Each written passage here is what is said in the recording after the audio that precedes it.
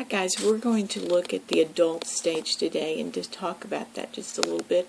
And to start our discussion, we want to talk a little bit about intelligence and how intelligence has been viewed.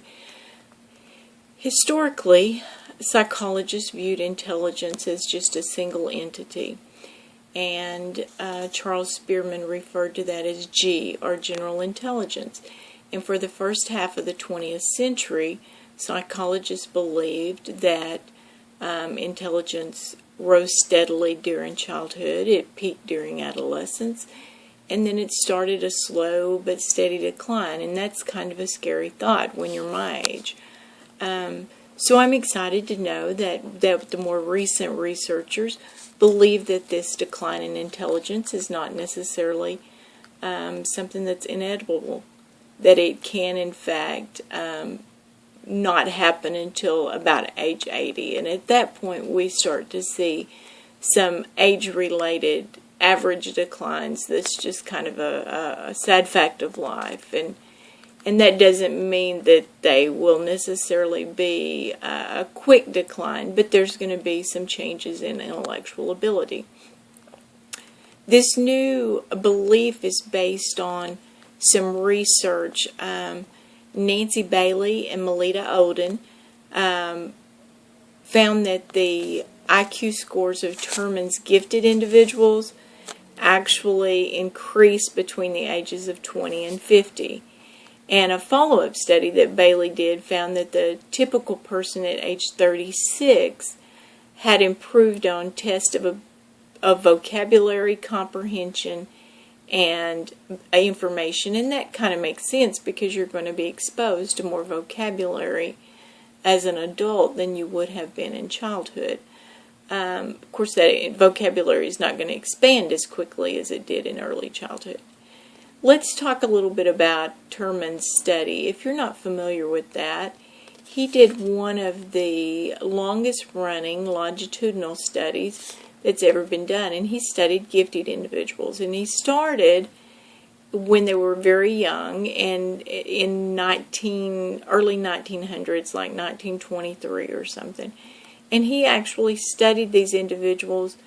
It was still running in 2001. There, of course, were not nearly as many subjects at that point as they had originally started, because they either chose to leave the program or because of death. I mean, there's a lot of things that can happen in 80 years or so.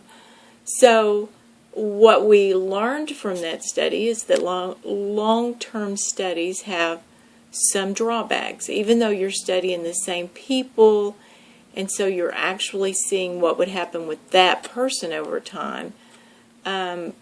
People die, people get a divorce, people's lives change, and they refuse to participate anymore. So they've came up with some other kinds of studies, and some of those are cross-sectional, which is where they start a study with a group of 6-year-olds, 8-year-olds, 10-year-olds, 12-year-olds. It doesn't matter the ages. I'm just using this as an example. And they study those, and they try to match them in characteristics. The problem is that there's no way to exactly match people in every aspect except for age. So there's some cohort effects that are just going to be inedible. They're just not going to be exactly the same. And because of that, and because of the problems with the long-term studies, they've come up with another kind of research design that's called cross-sequential. And the cross-sequential looks at the same people but also adds new ones. So if you had this group of 6-year-olds, 8-year-olds, 10-year-olds, and 12-year-olds, you would study those again when they were 8, 10, 12, and 14, but you would also add a new group of 6-year-olds. Does that make sense? So you're getting a little bit of the longitudinal study and also a little bit of the cross-sectional. And we found that that's one of the best ways of testing in order to control for some of the possible effects of retesting as well as uncovering the cohort differences. So we found using those studies that during adulthood most mental abilities increase, and that not until the 80s does every cognitive ability start to show some age-related average declines. In fact, they've done some studies that I thought was particularly interesting. They looked at a typist that was in her 60s, early 60s, that had been using a typewriter and then a computer her entire adult life, and they compared her speed and efficiency with a typist that had just graduated from college. And what they found was that their speed tended to be comparable. The reason for that is that the older person, of course, had tons of experience, but didn't have the quickness of reflexes that the younger person would have. And the younger person had those faster reflexes, but didn't have the experience and the knowledge about being able to anticipate what was going to come next, if that makes sense. So there was some crystallized knowledge that she might not have, even though the fluid knowledge was higher in the younger person. So I'm going to stop here, and I'll come back with some additional short videos to touch on some of the topics that I think is important as we look at this adulthood section. Okay, we're going to call this part 2 of adult intelligence, and I don't think that I can move on with talking about adult intelligence without just briefly mentioning the Flynn effect. And the Flynn effect is that we have done a significant number of studies on intelligence in adults, and throughout the world, studies have shown a general trend towards increasing average IQ over successive generations. Now, I know that's really exciting to those of you who are young, not quite so exciting to those of us who are a little older, but that it has been a trend, and it has been worldwide, and we've actually given this trend a name, and it's called the Flynn effect.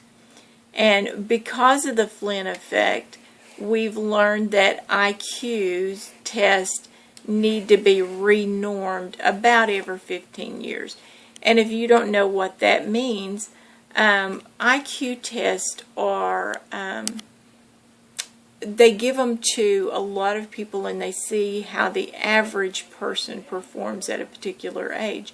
And that's what they come up with for the norming, because of course that's what we're looking at is, do you perform about the same as another person your age, or do you perform higher? And that's how you get those IQ scores. And that's how they decide what is a normal IQ score and what is below average and what is above average. Now, in talking about intelligence, I alluded in the last clip to fluid intelligence and crystallized intelligence. And back in 1960, a couple of men, Raymond Cattell and John Horn, differentiated between fluid intelligence and crystallized intelligence. And fluid intelligence is that flexible reasoning that is made up of basic mental abilities such as inductive reasoning, abstract thinking, and speed of thinking that's required for understanding any subject. Crystallized intelligence, however, refers to that accumulation of facts and information and knowledge that comes with education and with some experience in a particular culture.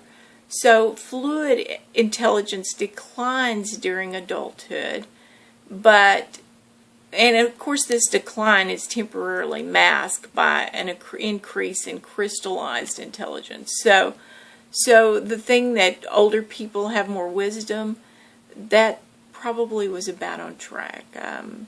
Younger people will be able to do more abstract thinking, more inductive thinking, but the crystallized, just the life experience is going to be higher in a person that's a little older.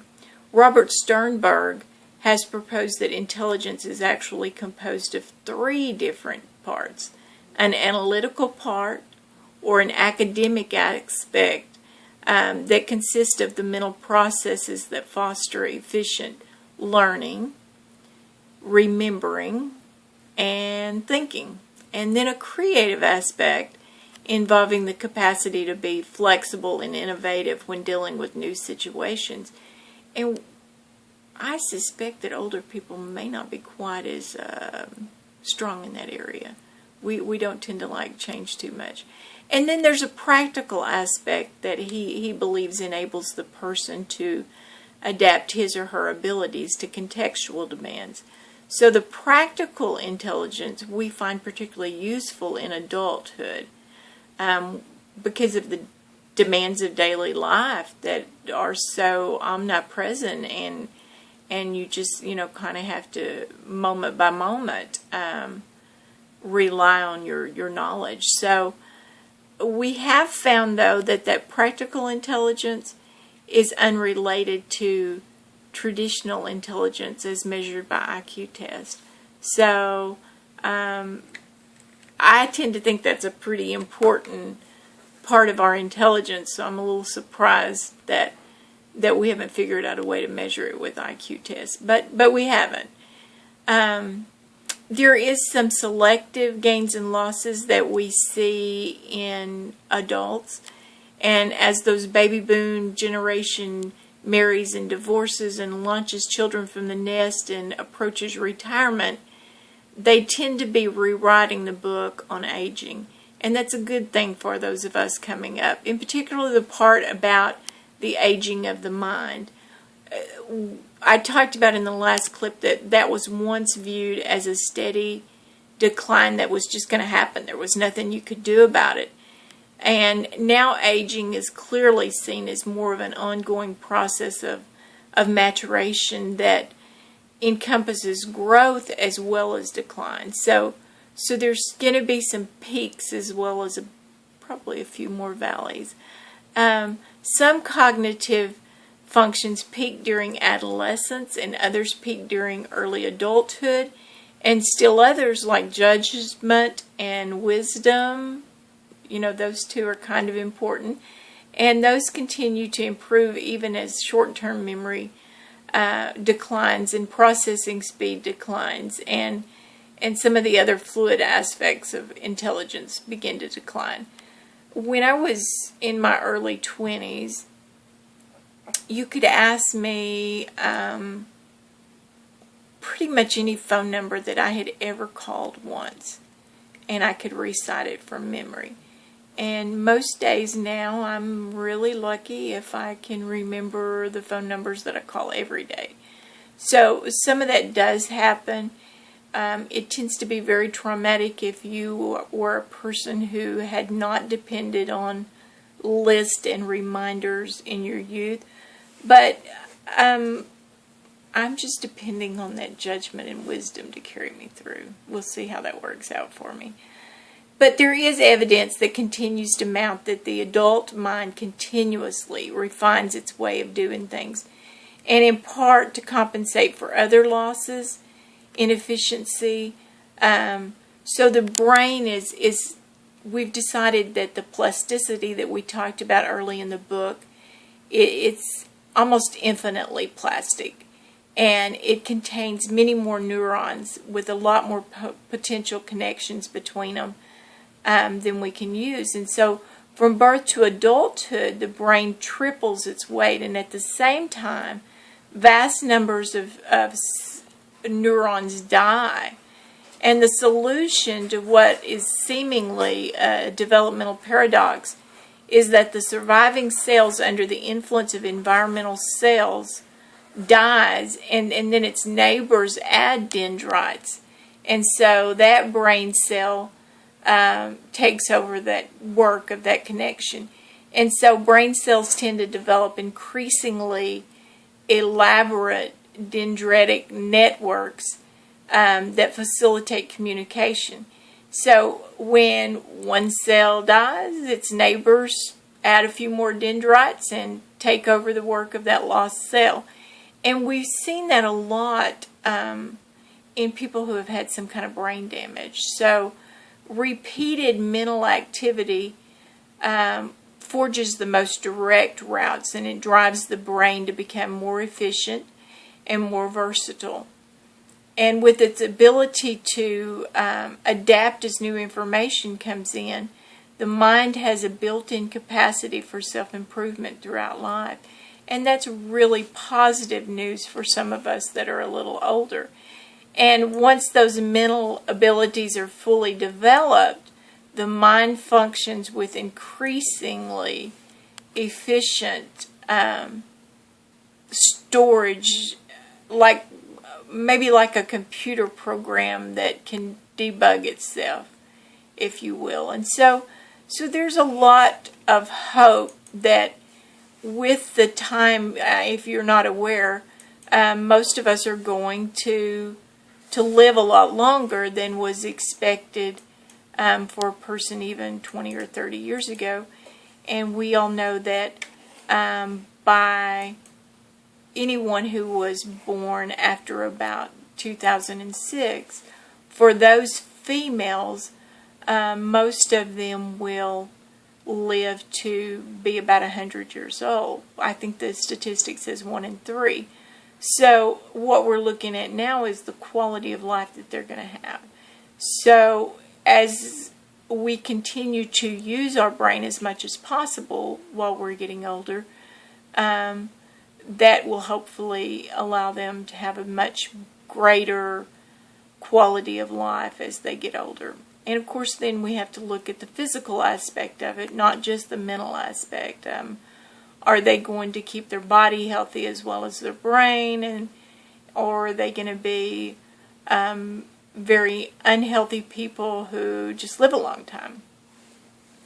I'm going to stop here so this doesn't get too long, and we'll come back with some more topics for adulthood.